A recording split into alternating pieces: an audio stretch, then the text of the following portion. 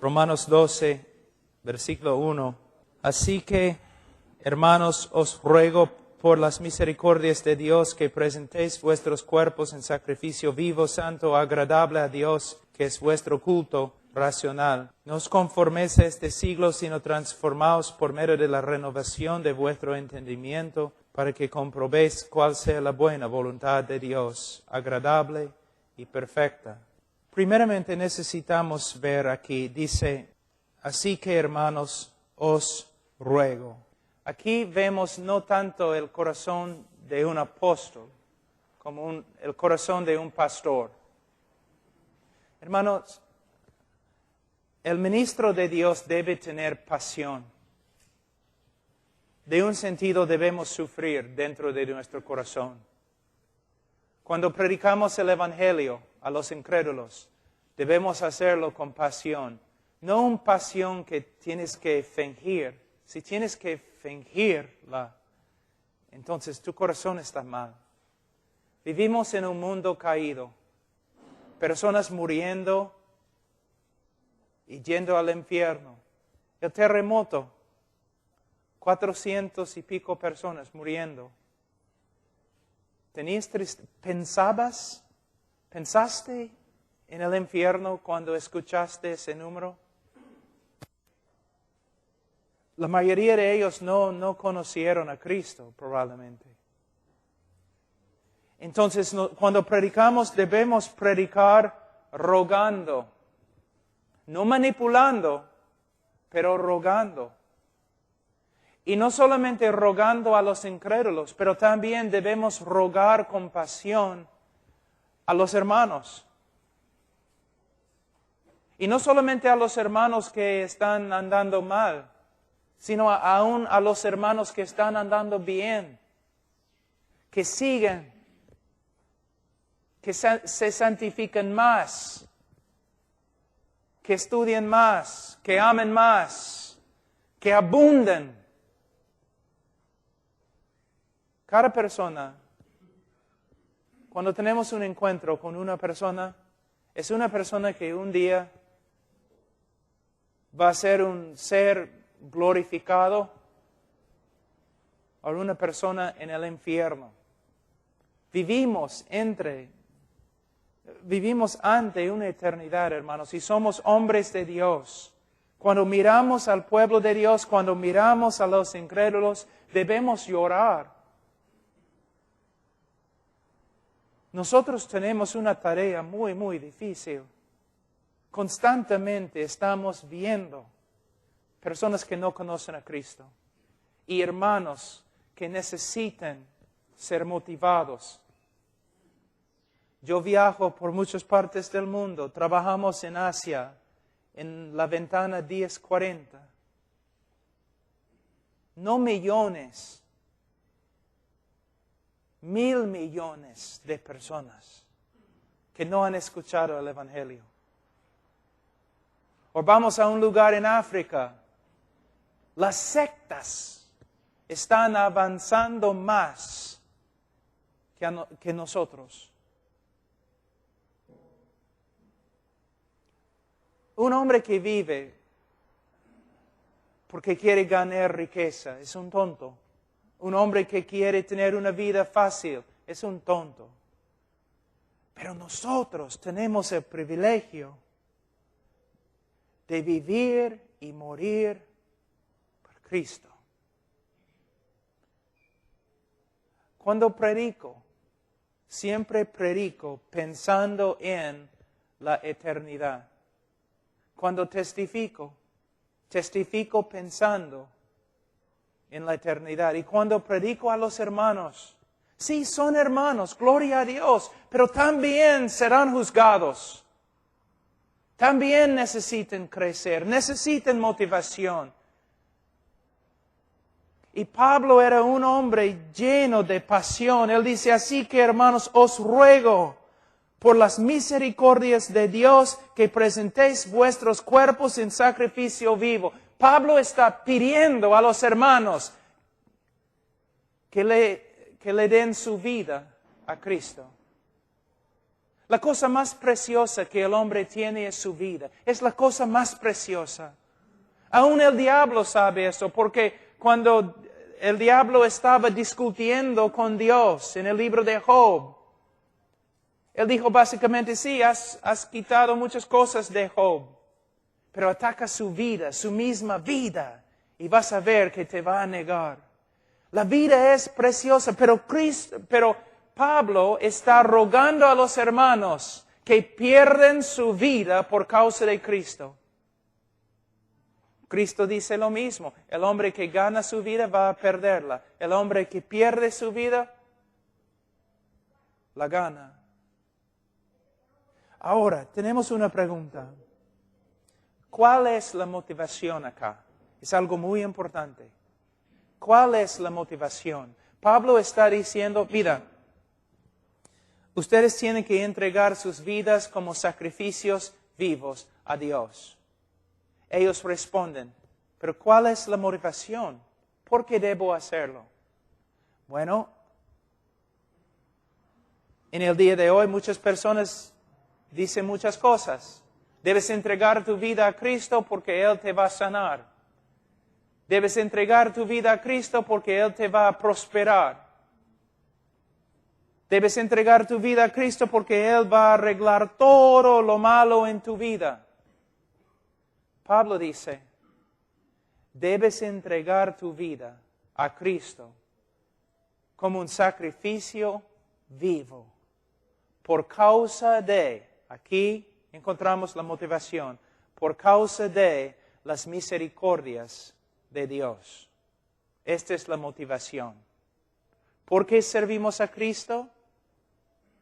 Por causa de las misericordias de Dios. En el libro de Romanos, que no es una teología sistemática, pero hay bastante teología y tiene una buena estructura y una estructura más o menos sistemática.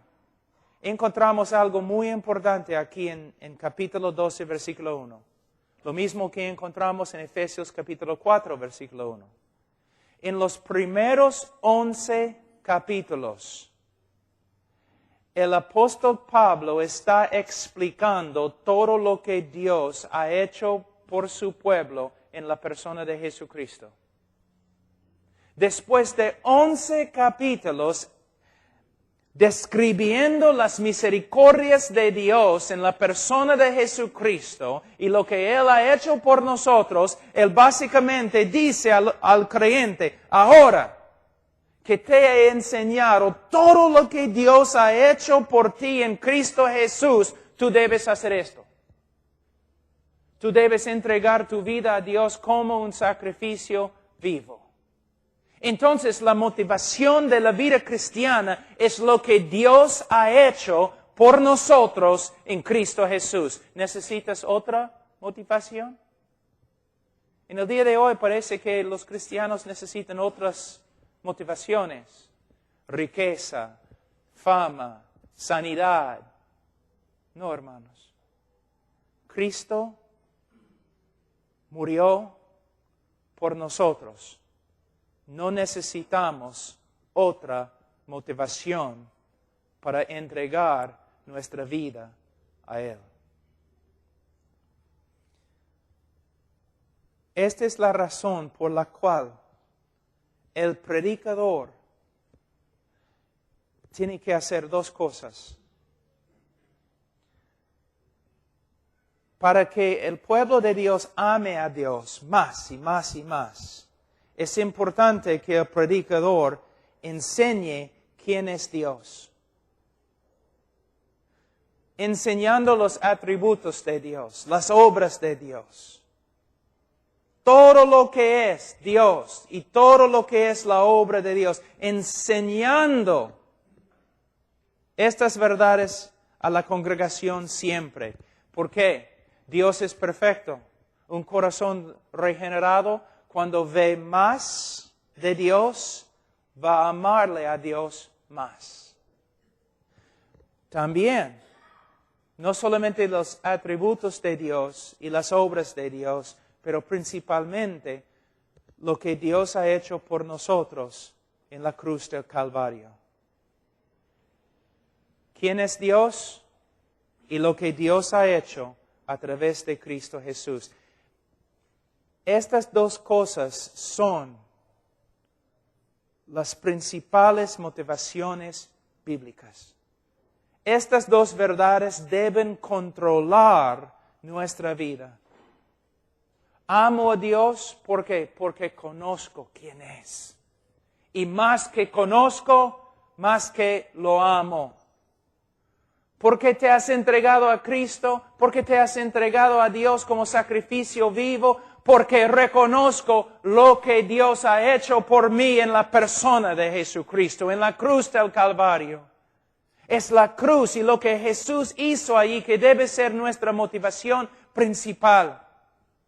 Mira, yo estaba hablando durante el break, yo estuve hablando con un evangelista. Los evangelistas saben, a veces tú vas, tú predicas y personas reciben a Cristo y todos tienen gozo. A veces tú llegas a la plaza, tú predicas, te agarran, te botan, se burlan de ti, quieren matarte, tirando piedras y todo lo demás. Necesitas una motivación muy fuerte para recoger tus Biblias y folletos y entrar de nuevo en la plaza para predicar. Necesitas una motivación bien fuerte. Y tienes una motivación. Vas a entrar de nuevo no solamente porque amas a los hombres, porque probablemente en ese momento no vas a amar a los hombres mucho. Tú entras no solamente porque tú amas a los hombres, tú entras porque Cristo murió por los hombres. A veces los misioneros, a veces cuando tengo que entrevistar a un misionero, yo les pregunto, a un misionero yo le pregunto, ¿una vez has pasado toda la noche orando porque no podías dormir por causa de las personas que van a ir al infierno en el país donde vas a ir? Y el misionero siempre, por lo general, dice, sí. Si no dice, sí hay problemas. Sí, pastor, he pasado noches orando.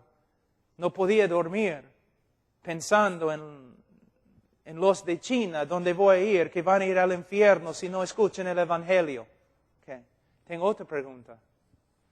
¿Una vez has pasado la noche sin dormir, orando?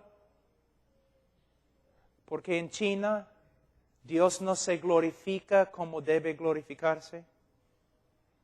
Porque los chinos no están adorando a Dios como deben adorar a Dios. Porque Dios y su nombre no está exaltado como debe ser. Mayormente dicen, no, nunca he pensado así. Hermanos, debemos tener, creo que la palabra es celos por las almas. Sí, pero más debemos tener celos por la gloria de Dios. Dios no se glorifica. Tú mires un lugar bien bravo, ¿no? La Victoria, Gamarra, algún sitio así. Tú comienzas a orar. No solamente debes pensar, y no principalmente debes pensar, yo voy a ir allí porque hay almas que están, perdiéndose. Aunque debe ser una motivación, no debe ser la motivación principal. La motivación principal es, yo quiero que Dios sea exaltado en ese lugar. ¿Ves? Y mira, soy bíblico. 2 mandamientos. El mandamiento más grande y el segundo. El más grande, amarás a Dios. El segundo, amarás a tu prójimo.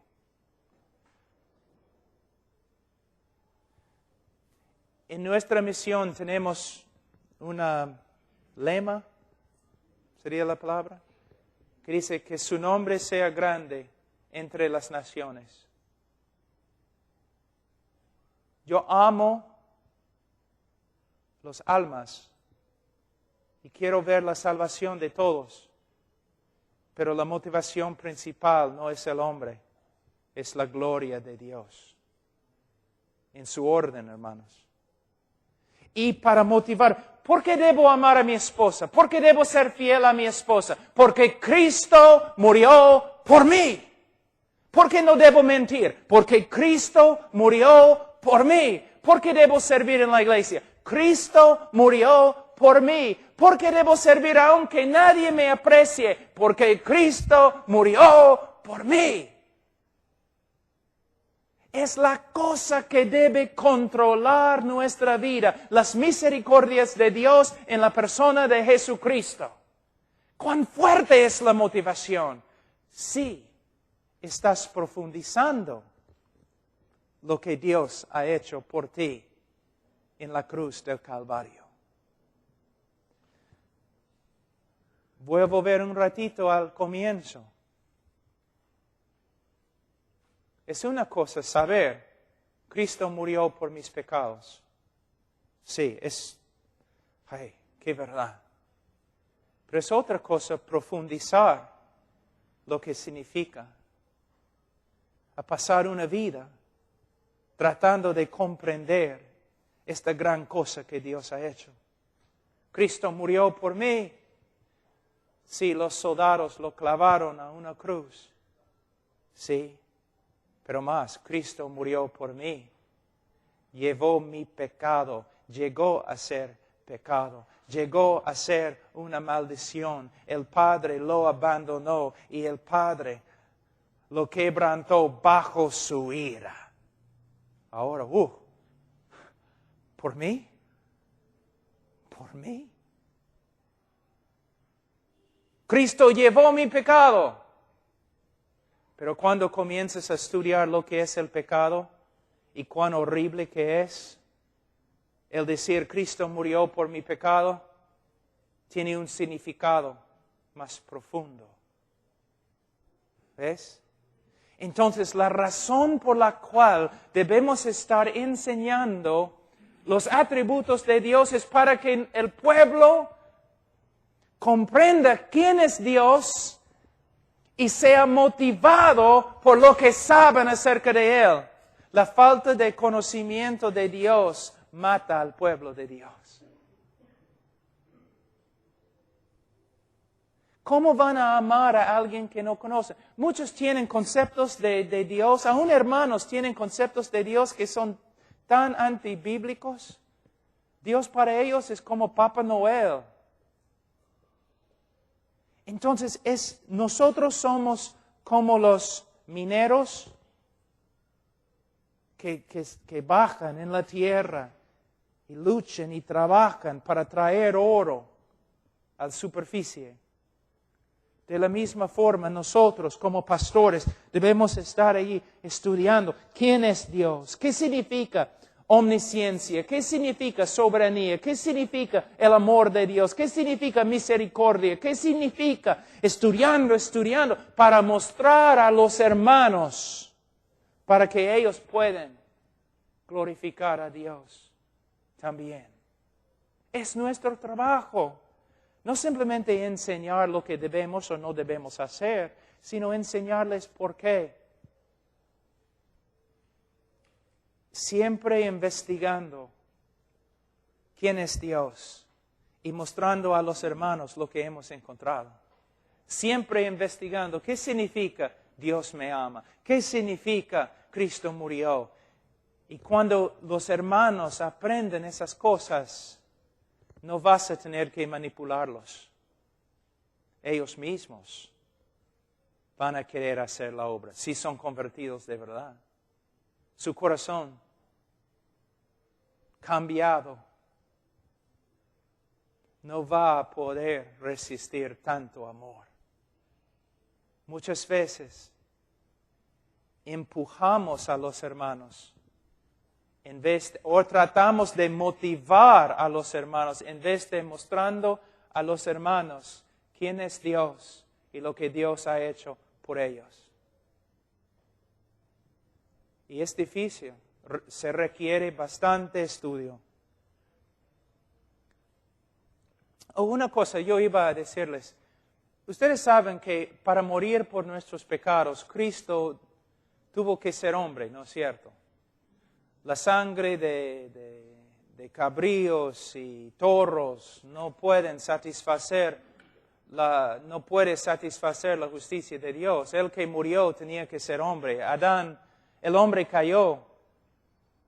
El hombre merece morir. Solo un hombre puede morir por un hombre. Cristo tenía que ser hombre. Pero a la vez, el que murió tenía que ser Dios. ¿Te das cuenta? ¿Por qué? ¿Por qué tenía que ser Dios? Algunos dicen, no, la razón por la cual Cristo murió es que no había ningún hombre perfecto para morir por el hombre. Un hombre perfecto, solamente hombre, no podría haber muerto por nosotros. No habría sido suficiente. Cristo tenía que ser hombre y morir como hombre, y Cristo tenía que ser a la vez Dios. Algunas razones. Primeramente, ¿qué dice Jonás? No Barbieri, el otro. Jonás Barbieri dice un montón de cosas. Pero ¿qué dice Jonás? La salvación es de ¿quién? Jehová. Esta es la razón por la cual la doctrina de los testigos sin Jehová es tan horrible. ¿Por qué es horrible? Porque ellos niegan la verdad que la salvación es de Jehová. Ellos dicen básicamente que Jehová creó una criatura inocente y mandó esa criatura para que muriese por nosotros. Pero la Biblia dice salvación es de Jehová. El Salvador no solamente tiene que ser hombre, tiene que ser Dios. Porque Jehová es Salvador y Él no comparte este título con nadie. Tenía que ser Dios. Otra cosa, el que murió tenía que dar su vida. Quizás nunca has pensado así. El que murió tenía que dar su vida. Tengo una pregunta. ¿Quién tiene vida en sí mismo? ¿El hombre tiene vida en sí mismo? No, su vida es prestada. Proviene de Dios. ¿Un ángel tiene vida en sí mismo? No. Su vida proviene de Dios. Si Dios corta la vida, el ángel va a perecer. Si Dios corta la vida, el hombre va a morir. Yo no tengo vida en mí mismo. La vida que tengo es prestada. Los ángeles no viven por sí mismos. Ellos reciben vida de Dios. El que muere tiene que dar su vida. Cristo dijo, yo tengo vida en mí mismo. Y yo tengo la autoridad de echar mi vida y retomar mi vida. ¿Ves?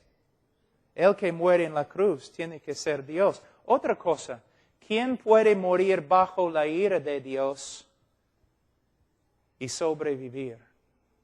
La ira de Dios. Las montañas se derriten ante la ira de Dios. Los mares se secan ante la ira de Dios.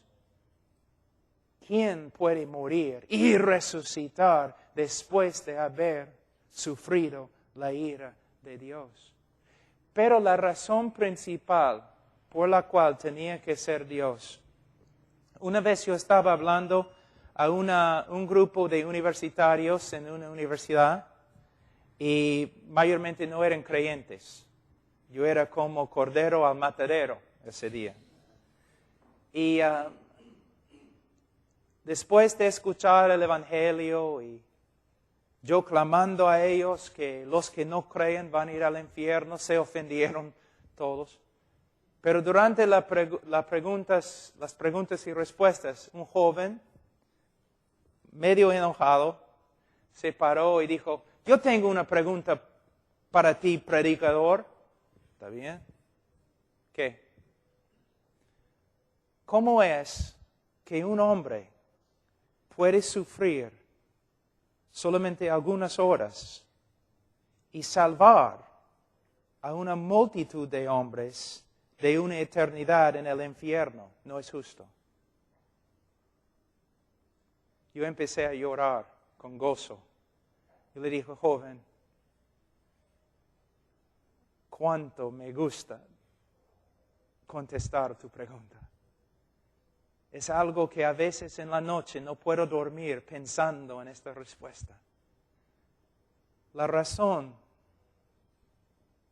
por la cual ese hombre podía sufrir solamente algunas horas en la cruz y salvar una multitud de hombres de una eternidad en el infierno, es porque ese hombre tiene más valor que todos los hombres juntos.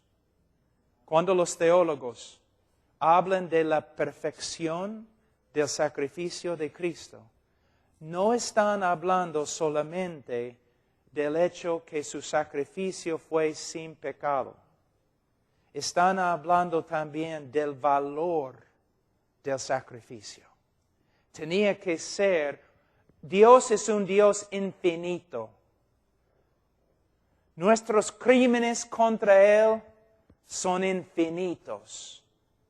Merecen un castigo infinito. Para pagar se requería un sacrificio de infinito valor. Por esta causa, amo a Cristo. Esta es la razón. ¿Quema tu corazón en este momento? El mío quema, se quema.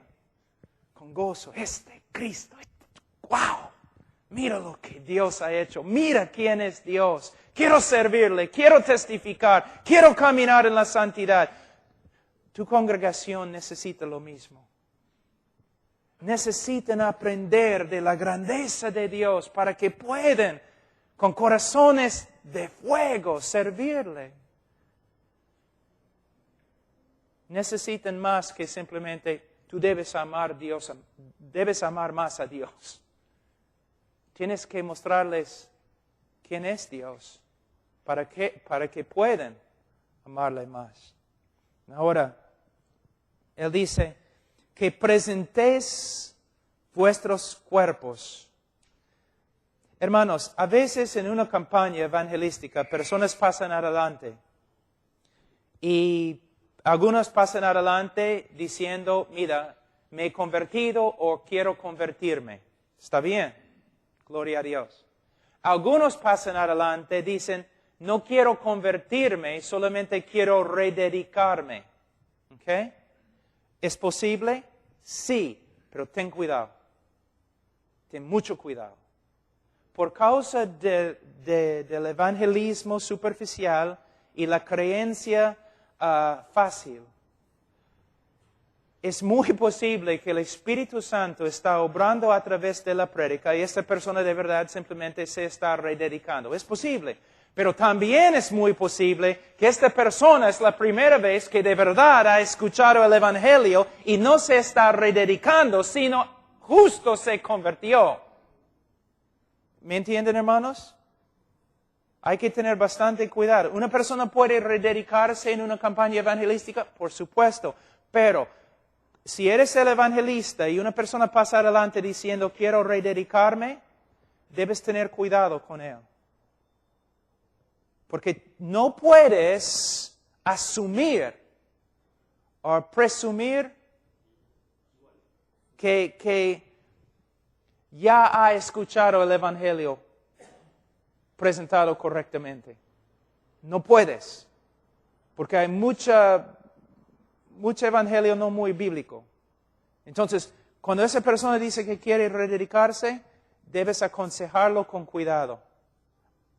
No asumiendo que ya es salvo. Puede ser, esta es la primera vez que el Espíritu Santo de verdad ha obrado en su corazón y él ha hecho una decisión bíblica. De verdad. No debemos negar esto, se puede rededicar, pero ten cuidado. Como un buen maestro, un buen consejero, ten cuidado. Ahora, ¿por qué digo eso? Porque cuando dice que presentéis vuestros cuerpos, el tiempo en griego indica una vez para siempre debes presentarte. Una vez para siempre. Es la idea. Hermanos, algunas cosas. A veces personas dan invitaciones y personas pasan adelante. ¿Ok? No tengo nada en contra de eso, está bien. Pero a veces dicen que deben venir al altar. ¿No? ¿Has escuchado este tipo de habla? Debes al altar, orar aquí en el altar. Hermanos, este no es un altar. El cristiano tiene un altar.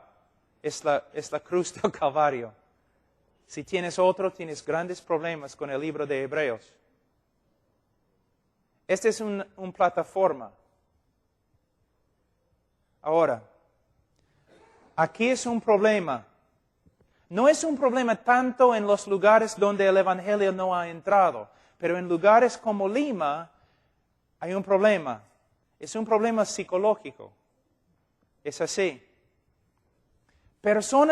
Muchas personas que han pasado mucho tiempo en la iglesia, estoy hablando de cristianos, ¿ok? Cristianos. Dios comienza a obrar en su vida, vamos a decir, convenciéndolos del pecado. La persona pasa adelante y ora, ¿ok? Pero es algo psicológico, es como la persona ora 5 minutos y ya, todo está bien.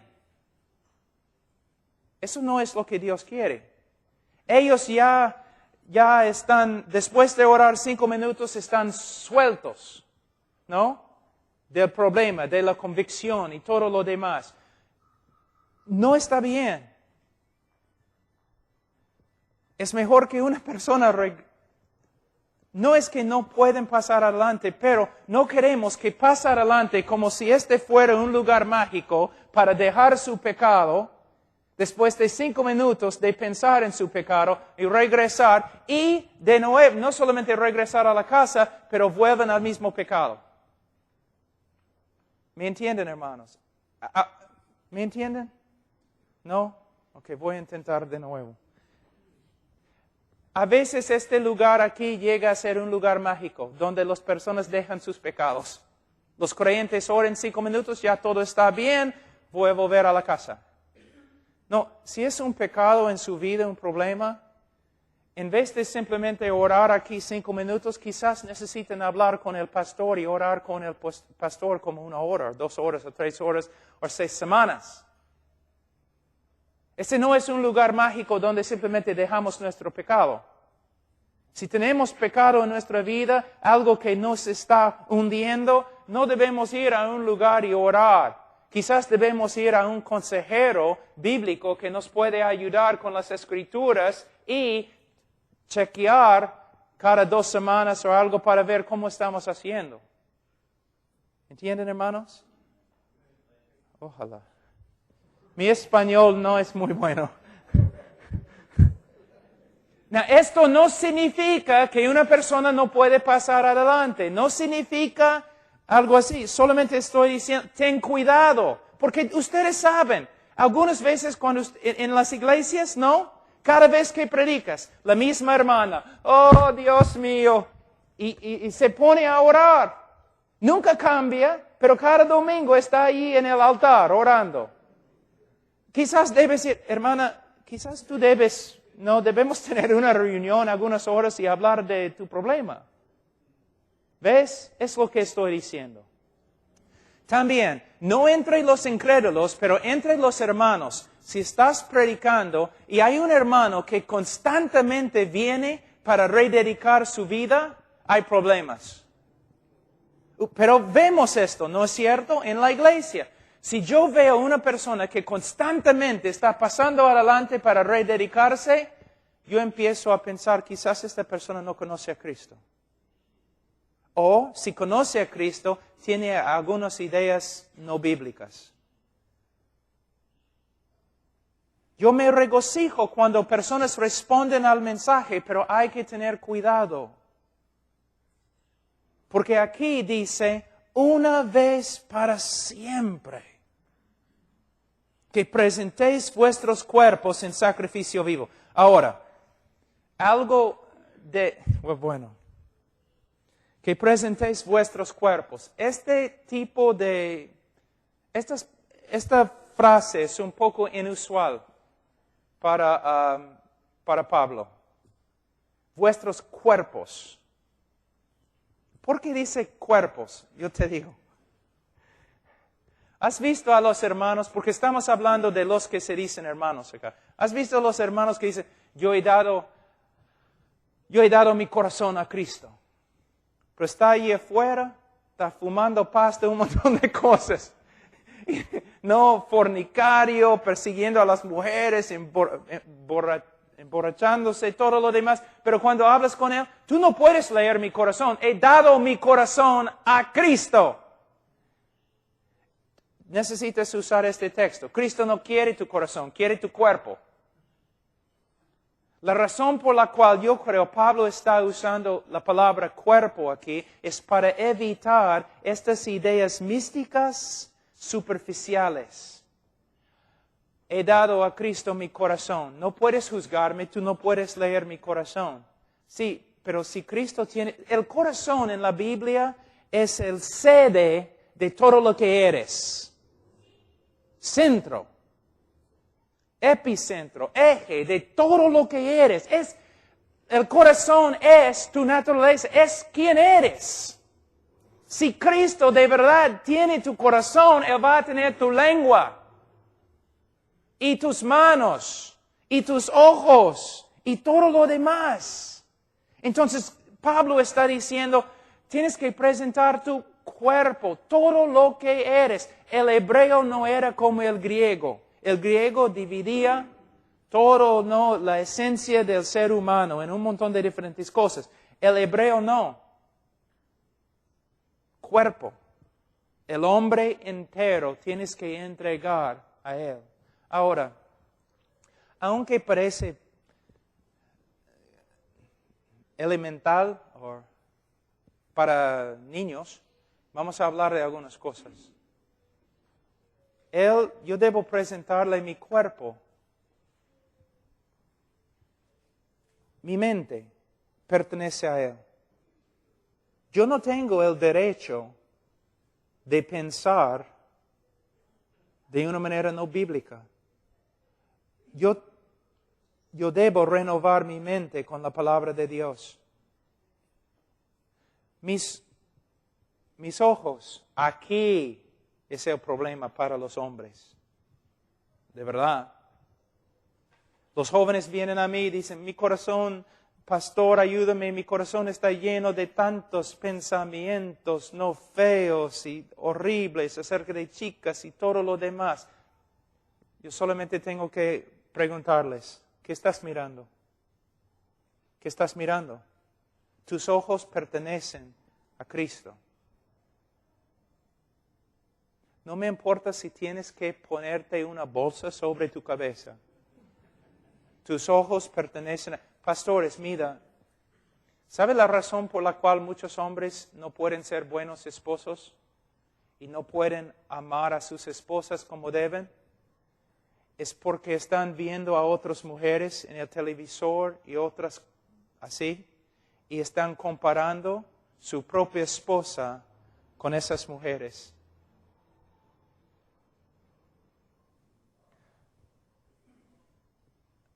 Los ojos. No puedes ser un hombre de Dios sin controlar los ojos. No puedes. No puedes, olvídate. No me importa cuán inteligente que seas, los ojos. Hay lugares, hay tiendas, estas grandes tiendas en Estados Unidos que se llaman malls, like Jockey Plaza. Yo no voy. Simplemente porque si voy, va a haber pósters, avisos bien grandes con chicas semidesnudas. Yo soy hombre de Dios. No voy. O si voy así. O me pongo lentes con un palito así y mi esposa me guía. Pero hermanos, mira, un violinista, un viejo famosísimo en Europa, tocó en su último concierto. Y después de tocar, un joven violinista se le acercó y dijo, Señor, yo daría mi vida para tocar como tú. Y él dijo, he dado mi vida para tocar como toco. Hay hombres de Dios, evangelistas, predicadores, pastores, maestros.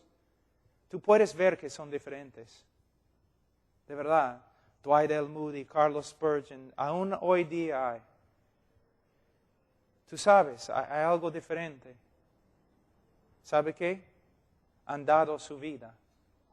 Ellos dicen, no voy a mirar, no puedo, porque si lo hago voy a contristar el Espíritu Santo que obra poderosamente en mí. Hay que tomar una decisión. No solamente los incrédulos, algunos creyentes necesitan hacer decisiones.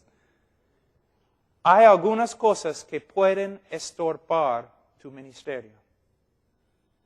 No sé cómo funciona la soberanía de Dios por acá, el cristiano y su voluntad por acá, no sé cómo, no sé, pero solamente yo sé esto.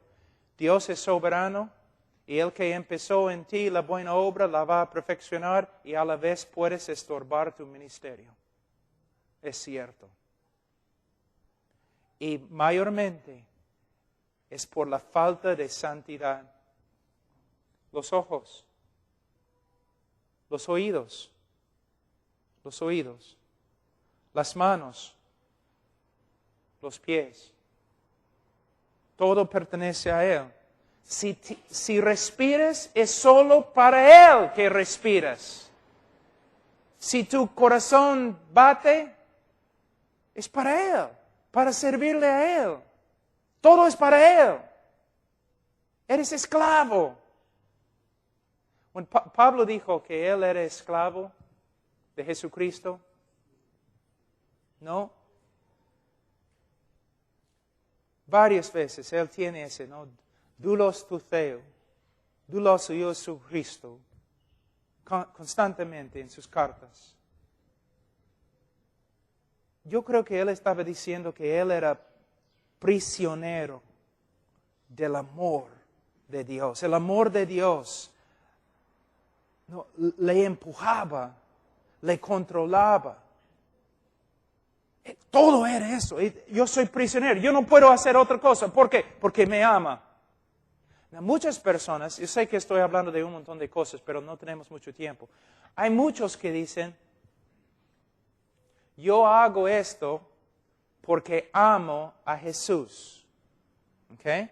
Yo hago esto porque amo a Jesús. Y está bien, pero no es la motivación principal, porque a veces no amas a Jesús. Y muchas veces tu amor para con Jesús es muy débil. Es mejor decir, yo hago esto porque Jesús me ama. Entonces la motivación es constante y nunca cambia. Es el amor. A veces en las Escrituras, en el griego, tenemos, ¿cómo es la palabra? Algo como el amor de Jesús o el amor de Dios. Pero se puede traducir de dos formas. El amor de Jesús puede significar el amor que una persona tiene para con Jesús, o puede significar el amor que Jesús tiene para una persona.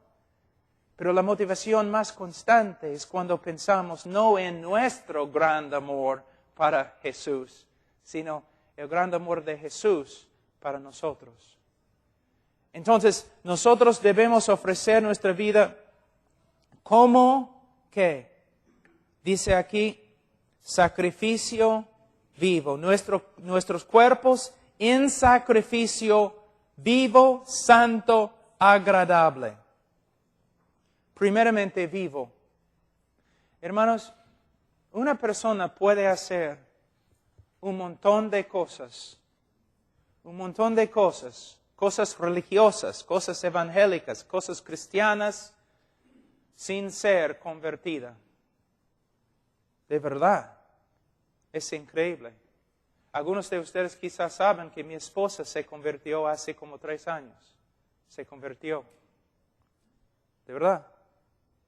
Esa mujer, desde el momento que la conocí, era la mujer más moral y virtuosa que he conocido. Cuando tenía 12 años, ella hizo su decisión. Un predicador le dije básicamente lo siguiente: mira, todos los demás en el colegio han recibido a Cristo, ¿por qué tú no? Todos tus amigos han recibido a Cristo y lo único que tienes que hacer es repetir esta oración. Ella lo hizo y empezó a vivir una vida religiosa, tratando con toda su fuerza agradar a Dios. Ella ministraba a los niños, pirañas, aquí antes, durante la época de los terrucos. Conmigo ella salía por el río Marañón, el río Amazonas, por la sierra, por lugares, pasando por los terrucos, todo. Pero después de cada año, mientras cada año pasó, es peruana, cada año, yo empecé a ver algo. Como una persona luchando para hacer lo correcto. Una persona moral, tratando de agradar a Dios. Pero cada año esta persona se notó que no podía. Y una noche yo estaba predicando en una campaña evangelística en San Antonio, en Texas, en la calle, bajo una carpa bien grande. Al lado de la carpa era un hueco donde estaban fumando pasta. Durante el día entramos en el hueco, oramos, todos salían del hueco, oramos, y en la noche yo predicaba en la carpa. Drogadictos y prostitutas, todo. Era uno de los peores sitios en el país. Y mi esposa está sentada en la primera fila con las demás esposas de los pastores.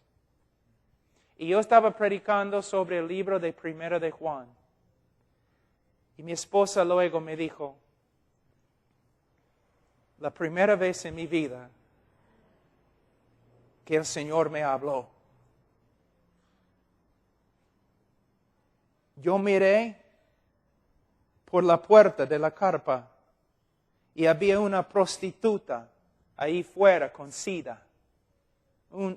Horrible. Y Dios me habló y me dijo, la única diferencia entre tú y esa prostituta es la ropa que tienes puesta. Todas tus justicias son como trapos de inmundicia. El próximo día estábamos en el carro y mi esposa me dijo, Pablo, ¿tú crees que soy salva?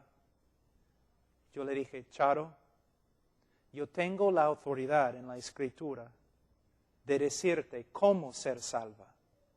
También tengo la autoridad de enseñarte cómo un creyente puede tener la seguridad de la salvación. Pero Charo, yo no tengo la autoridad de decirte que eres salvo o no eres salvo. Es la obra del Espíritu Santo. Entonces llegamos al departamento. Yo bañé mis 2 hijos en la cama y yo fui a la cama también. Yo le dije a mi esposa, busca al Señor hasta que te salve. Como medianoche, alguien me despertó, Pablo. ¿Qué?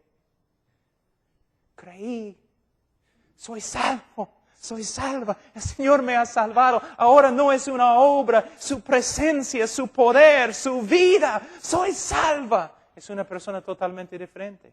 Pero muchas personas se enojaron después de escuchar su testimonio. Pero era una mujer tan moral, una mujer tan devota, una mujer entregada a la obra. ¿Cómo puede ser? ¿Cómo puede ser que no es creyente? No era creyente. ¿Ves? Tiene que ser un sacrificio vivo. Una persona que ha sido regenerada por el Espíritu Santo, una persona que cree, una persona que está confiando solo en Cristo. Obras religiosas no tienen ningún valor. También cuando usa la palabra vivo acá, tiene que ser un sacrificio animado. Hermanos, ustedes van a ver un juego de fútbol, se portan como locos. Tanto ánimo y todo lo demás. Hermanos, debemos tener ánimo en las cosas de Dios. De verdad debemos animarlos los unos a los otros. Es lo que significa. Por medio de mi vida, tú debes estar más animado. Por medio de tu vida, yo debo ser animado. Es la razón por la cual nos reunimos. Pero esa es otra cosa, ¿no? Ya has venido, todos han venido a la iglesia esta noche. Gloria a Dios. ¿Y para qué? ¿Solamente para recibir? No, nos congregamos no solamente para escuchar un sermón y no solamente para cantar como un grupo. Debemos congregarnos para animarnos los unos a los otros. Hay un ministerio grande que no se hace en la iglesia en el día de hoy. Los miembros vienen para recibir, nada más. Pero tenemos que crear puertas abiertas para que puedan ministrar. Es lo que, una de las cosas los carismáticos hacen, y de verdad no soy carismático, pero mira, voy a mostrarles esta diferencia. Los carismáticos empezaron con las células, ¿no? Primero los terrucos, luego los carismáticos.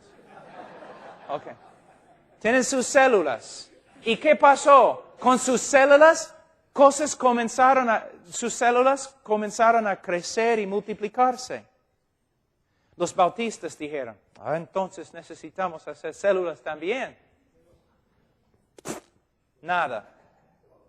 ¿Sabe por qué? Yo te digo por qué. La razón por la cual las células fracasaron.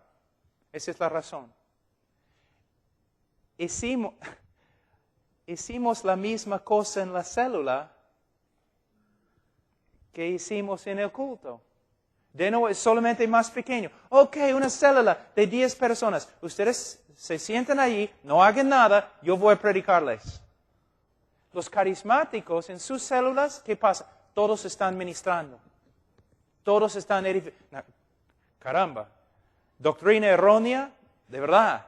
Pero había una cosa que estaban haciendo correctamente. Estaban ministrándose los unos a los otros. Y por eso la célula, vida. Pero los bautistas, las células eran solamente un pequeño culto.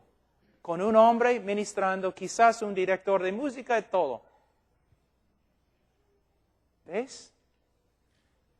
Todos, yo no estoy de acuerdo con esas ideas de todo eso que, cuando yo digo don del Espíritu Santo, yo quiero decir algo completamente diferente que los carismáticos. Pero los hermanos tienen dones. De verdad.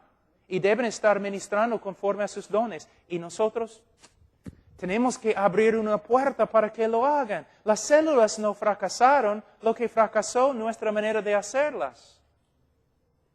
Ahora, dice, sacrificio vivo, santo. Hermanos, yo voy a darles un ejemplo de cómo hemos bajado el estándar. No voy a decir, en ese momento yo no estoy haciendo un argumento contra una piscina o contra la playa, nada así. Yo tengo mis opiniones, voy a guardar mis opiniones. Pero solamente quiero que ustedes vean algo histórico, una verdad histórica. Lo que los cristianos, la manera en que los cristianos se visten en el día de hoy, cuando van a la playa. La manera en que los cristianos se visten en el día de hoy cuando van a la playa.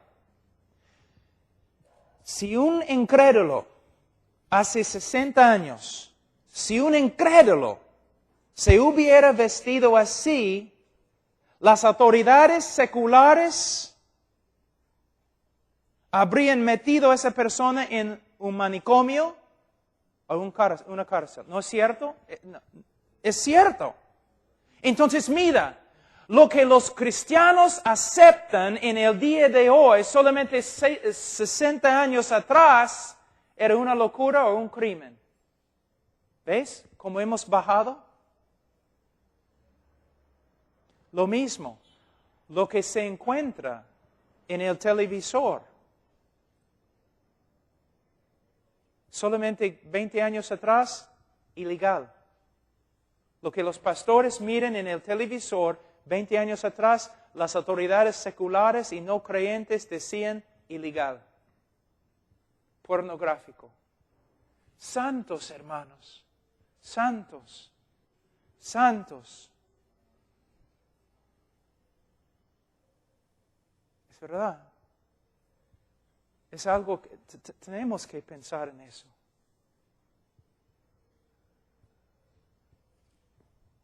No hay manera de pasar por alto este tema. Dios es un Dios santo. Y para los creyentes, la santidad no debe ser una carga. Debe ser un gozo. Ahora, vamos a hablar un ratito de la santidad. Voy a mostrarles algo interesante acerca de, palabras. Palabras tienen significado. Diferentes palabras tienen diferentes significados. Cuando yo digo santo, ¿qué piensas? Mayormente cuando una persona escucha la palabra santo, piensa sin pecado, puro, sin pecado, no hay oscuridad, no hay pecado, no hay maldad, santo. Entonces, ¿qué piensas cuando escuchas la palabra justo? Bueno, sin pecado. Entonces, ¿cuál es la diferencia entre santo y justo? Justo se refiere más a no pecar. Justicia significa conforme al carácter y a la voluntad de Dios. Justicia, el ser justo, es conformarse a un estándar. El estándar en la Escritura es el carácter y la voluntad de Dios. ¿Qué significa santo? Santo no significa principalmente sin pecado. La palabra santo proviene de una palabra hebrea que significa cortar. Cortado. Imagínate una zanahoria. Tu esposa no corta así. Y después, cuando ya hay un montón, con el cuchillo va así, mira. ¿No? Separa lo que ha cortado. De allí corta y separa.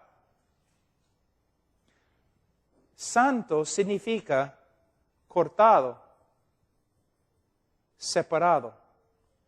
Cuando decimos que Dios es santo, no significa principalmente que es sin pecado, aunque es sin pecado.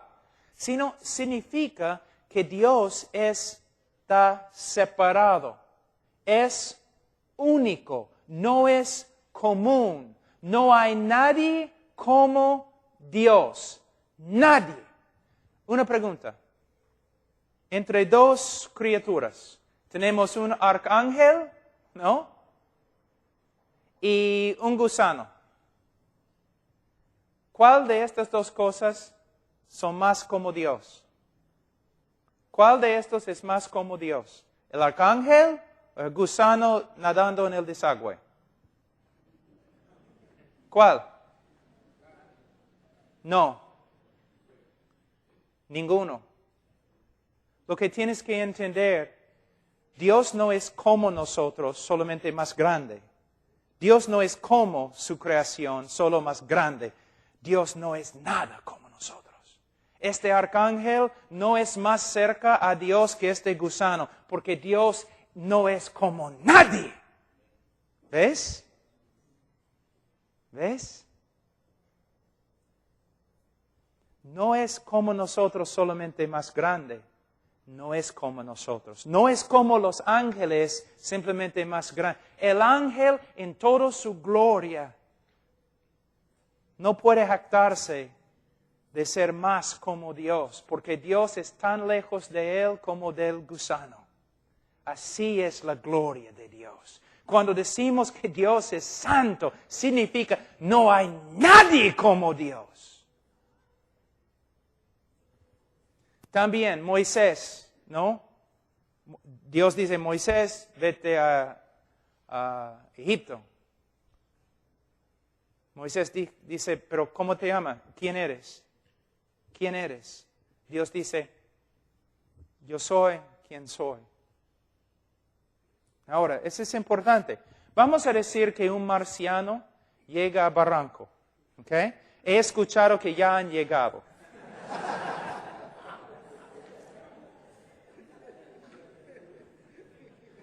Yo vi uno anoche con su pelo así y todo. Aretes por todos lados. Ok, vamos a decir que hay un marciano y entra acá y me dice, Pablo, ¿quién eres? Yo digo, bueno, yo soy como él. Y yo soy como él. Yo soy como él. Yo soy como él. Hay un montón de ilustraciones de mí. Hay muchos como yo. Entonces yo puedo decir, yo soy como él. Cuando Moisés preguntó a Dios, Dios, ¿quién eres? Yo soy como soy. No hay nadie como mí. Pero hace 2000 años alguien preguntó, Dios, ¿quién eres? Y Dios dijo, yo soy como él, señalando a Jesucristo. Entonces, cuando dice que Dios es santo, significa que es totalmente separado. ¿Sabe qué? No es bíblico decir Dios es número 1 en mi vida. Dios es tu vida. Él no tiene competencia. No hay 2, 3, 4, 5. Él es tu vida. No hay nadie como Él. Y el ser santo no significa simplemente que has dejado todo el mundo para seguir las reglas de Dios. El hombre santo sí obedece, pero ese no es el punto principal. El punto principal es, Él es único para mí. Yo pertenezco a Él. No solamente he dejado el mundo, pero yo he dejado el mundo para tener Él. Un fariseo puede dejar el mundo y puede guardar reglas, pero solamente un corazón como el corazón de David puede decir, solo Dios tengo, nadie más, en la tierra, en el cielo, Él es mío, es todo lo que quiero. Uno que se separa de todo lo demás para tener Él. Esa es santidad. Pero tú dices, así es mi corazón, aunque estoy fornicando. No. Porque si de verdad Dios es la pasión de tu vida, esas cosas no van a ser la pasión de tu vida. Entonces, un sacrificio santo y agradable. Al final, agradable a Él. Bien hecho, siervo fiel. Entra. Ahora, tenemos que apurarnos, dice, que es vuestro culto racional. No es racional dar tu vida para seguir a un hombre. No es racional, es una secta. Es lo que pasa en las sectas. ¿No? Un montón de gente siguiendo a un hombre falible. No es racional, pero sí es racional perder tu vida por causa de Cristo. Es lo único racional que puedes hacer. No hay otra cosa racional. Una persona dice que soy creyente, pero vivo en el mundo. No es racional. Soy creyente, pero voy a seguir los deseos de este mundo. No es racional. Es racional si uno dice, yo creo en Cristo, le doy mi vida.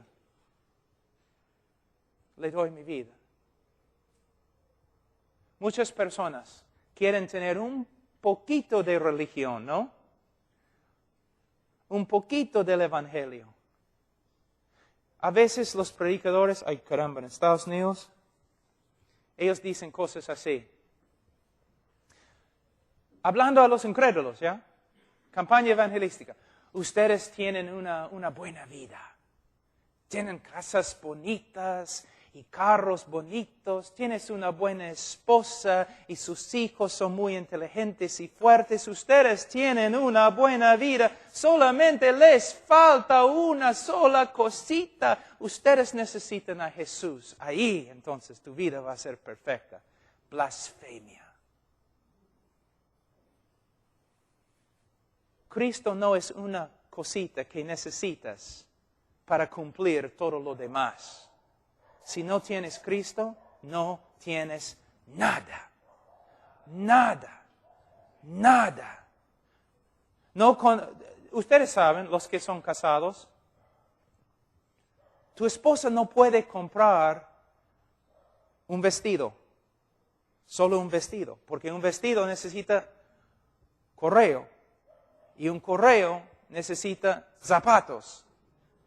Y zapatos necesitan un sombrero, algo, y una bolsa así. Y al final ya tienes que vender tu carro y todo lo demás.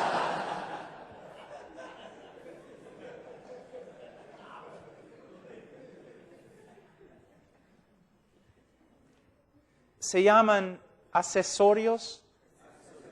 ¿Accesorios? Cristo no es un accesorio. No es un accesorio. Es nuestra vida o no es nada. Es por eso cuando la Biblia dice los que le recibieron, reducir esto a la repetición de una oración es horrible. ¿Una persona puede recibir a Cristo a través de una oración? Sí, si se arrepiente y cree, Señor, sálvame.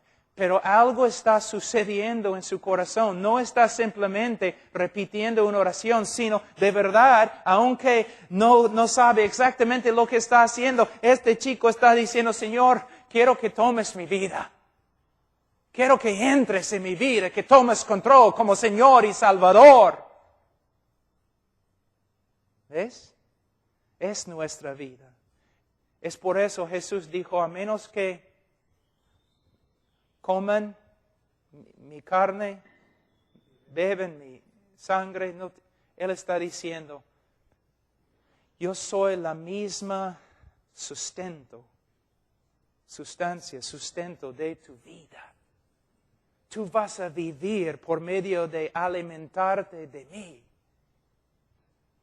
Yo soy tu vida, soy el aire que respiras.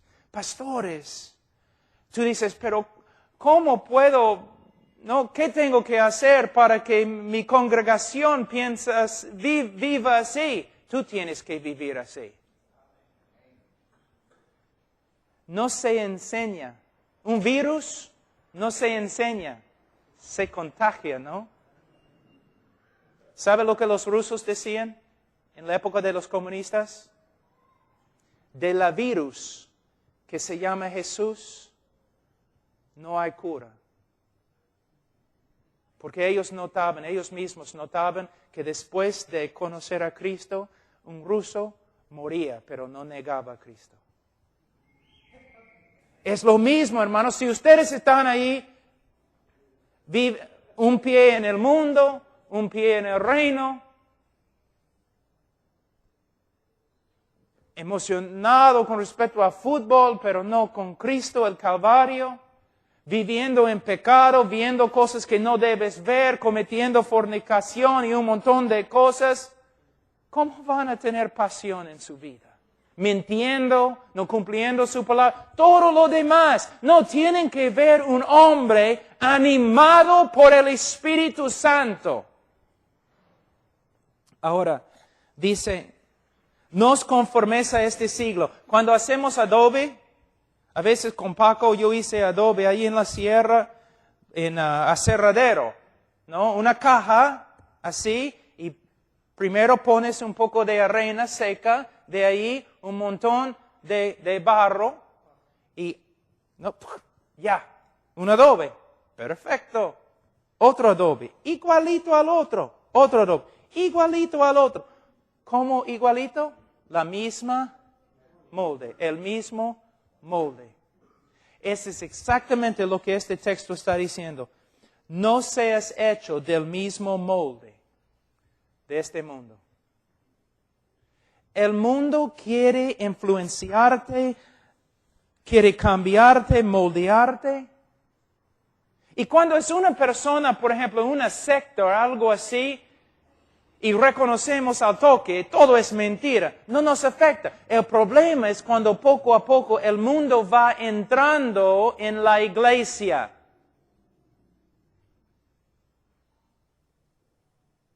Por medio de psicología, por medio de cultura, por medio de un montón de cosas.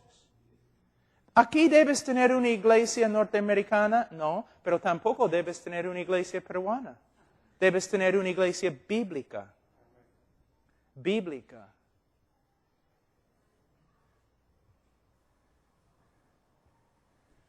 Hermanos, Martín no debería haberlo hecho, pero me mostró un montón de videos por el internet de este Marcos Witt y todo eso. Era un escándalo, hermanos. Un escándalo. Señor Witt, ¿por qué tanta gente ha comprado tu música? Muchos de los músicos seculares tienen envidia de ti. Bueno, es porque yo tengo un Dios alegre. Y todos quieren un Dios alegre. Y Dios quiere besar a todos.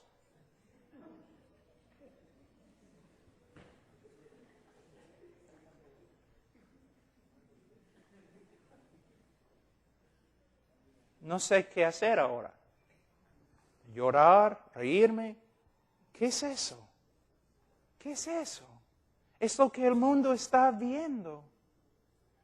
El mundo ya le ha moldeado.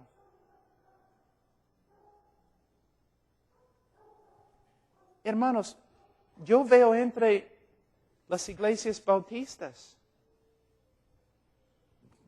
lo mismo. Hermanos, no hacemos algo porque funciona. Hacemos algo porque es bíblico. Las sectas usan cosas porque funcionan, pero nosotros nos preocupamos más por la verdad.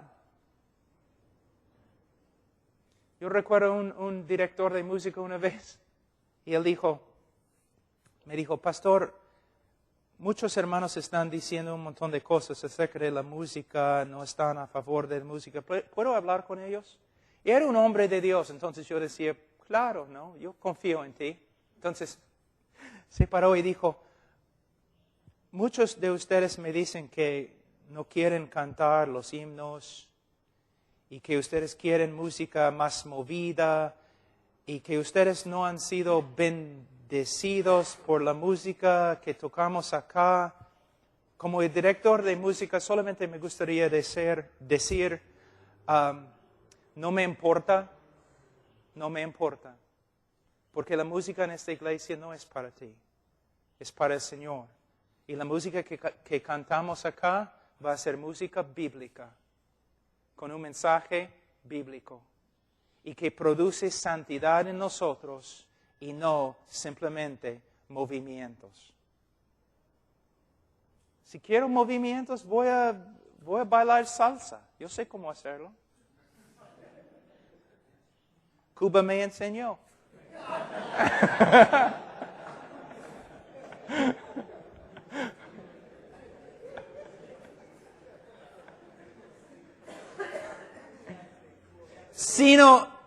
sino transformaos por medio de la renovación de vuestro entendimiento. Es la misma palabra que se usa en la montaña de transfiguración.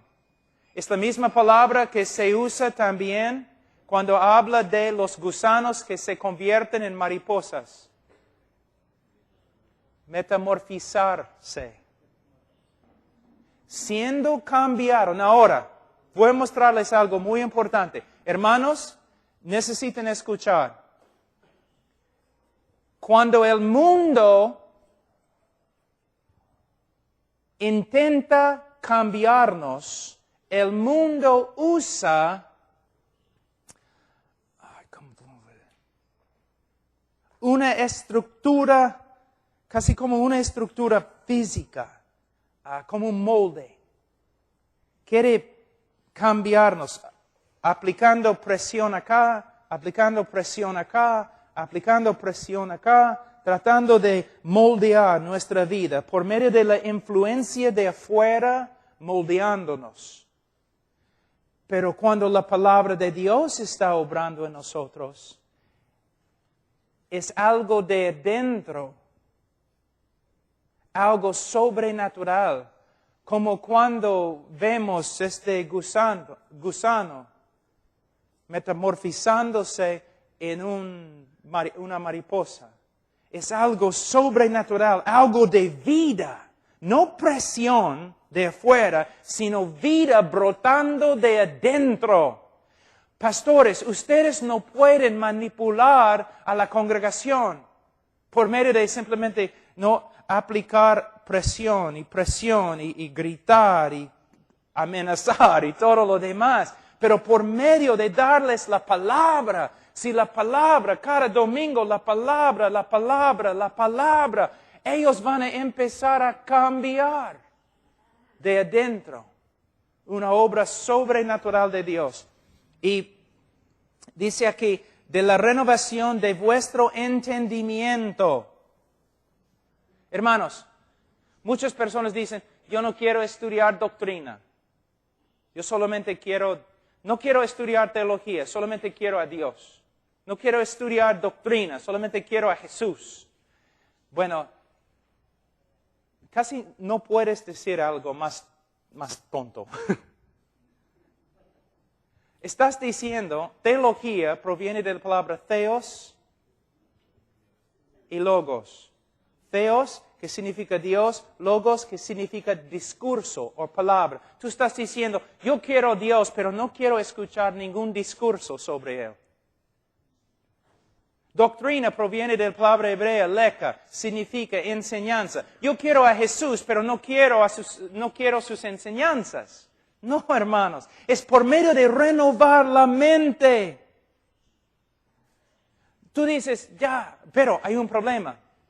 Vamos a decir que tengo un vaso de agua. ¿Alguien tiene sed? Sí, pastor, tengo sed. Aquí, un vaso. ¿Y tú? ¿Vas a tomar del vaso? Pero antes de tomar, yo te digo, un ratito, es 99% puro, por si acaso. Tú dices, ¿qué? ¿99% puro? Sí, 99% puro. El resto, orina de vaca. Y tú dices, oye, toma pues. No tengo sed. ¿Ok? Mira, yo voy a decirles algo que es verdad. Puedes estudiar la Biblia 10 horas cada día. Pero si después de estudiar la Biblia, después de 10 horas de estudiar la Biblia, tú te fijas en algo mundano, probablemente vas a contaminar todo lo que has hecho. No es solamente renovar la mente, sino separarse de todo lo que contamina. Hay una diferencia. Y algunos de ustedes tienen un problema porque leen la Biblia y inmediatamente se olvidan de lo que han leído. ¿No es cierto? O quizás yo soy el único que hace eso. Ok, pero mira. Un día un niño se fue a su abuelo y dijo, abuelo, caramba, yo leo la Biblia, pero después de leer la Biblia yo me olvido de todo lo que he leído. no vale. Entonces su abuelo dijo, bueno, este balde así, que usamos para llevar carbón, sí, abuelo, vete al río, llena el balde, regresa. Entonces el niño agarró el balde, se fue al río, lo llenó de agua, regresó. Pero mientras estaba regresando había huecos, un montón de huecos en el balde. Entonces regresó, dijo, caramba, no hay agua porque hay huecos por todos lados. El abogado dijo, vete al río de nuevo. Se fue al río de nuevo, un montón de agua en el balde, regresó a su abuelo de nuevo. No hay agua, no vale hacer esto porque no hay agua, hay huecos. Él dijo, mire dentro del balde. Miró dentro, limpio. Aun cuando no entendemos lo que leemos, aun cuando no recordamos de lo que leemos, la palabra de Dios nos limpia. Y la Biblia no dice, lee la Biblia solamente si puedes recordar lo que has leído. Dice, lee la Biblia. Tu vida depende de ella. Pero no vale leer la Biblia si vas a contaminarte con todo lo demás en el mundo. Hay una doctrina de separación que uno tiene que practicar. Ahora, para que comprobéis cuál sea la buena voluntad de Dios, agradable y perfecta. Hay 3 atributos con respecto a la voluntad de Dios. Buena, agradable y perfecta. Yo tengo una enseñanza acerca de la voluntad de Dios para jóvenes y no puedo dar esta enseñanza ahora, pero una parte voy a dar. La voluntad de Dios en este pasaje, solo en este pasaje, tiene 3 atributos.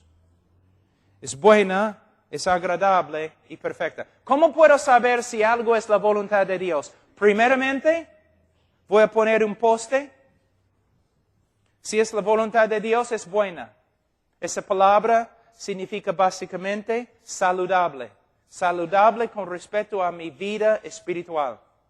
Si es la voluntad de Dios, va a ser saludable para mi vida espiritual. Quizás es la voluntad de Dios que me crucifiquen, pero todavía va a ser saludable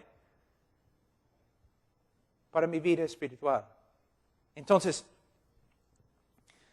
uno dice, es la voluntad de Dios que tú vayas a esta discoteca con nosotros. No es la voluntad de Dios.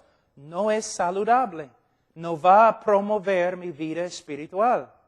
Segundo, tiene que ser agradable. No agradable a este mundo, sino agradable a Dios. Si no es agradable a Dios, no voy a hacerlo.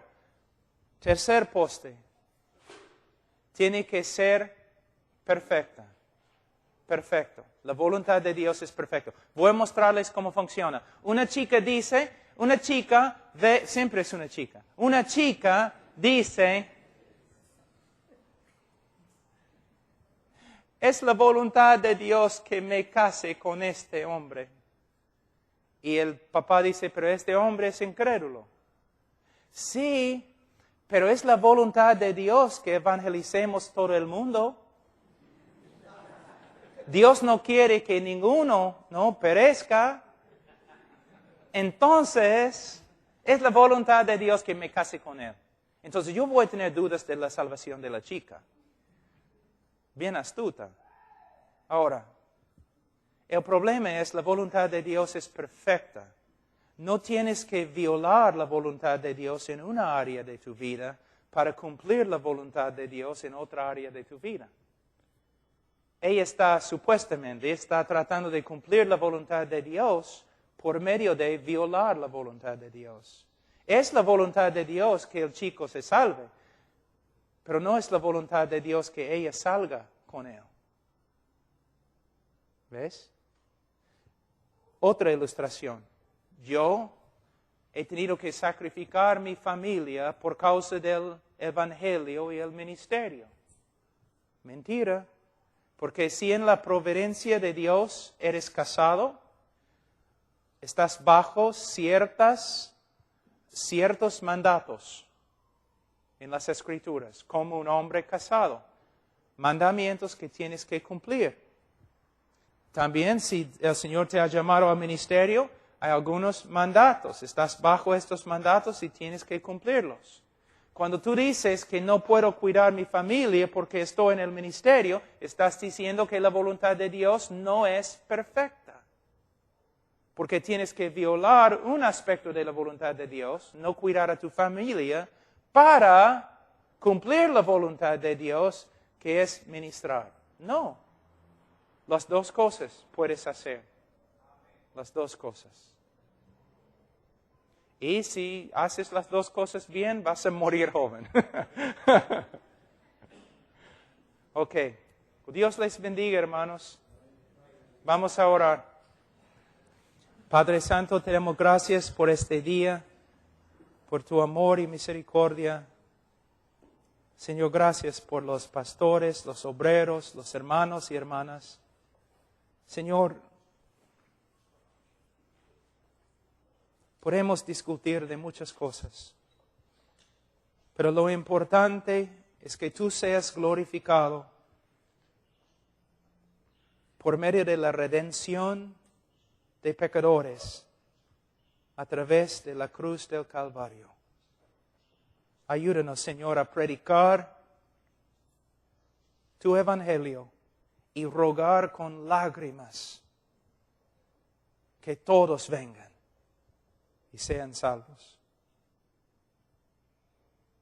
No entendemos, Señor, todo lo que es un misterio, pero lo que entendemos, creemos.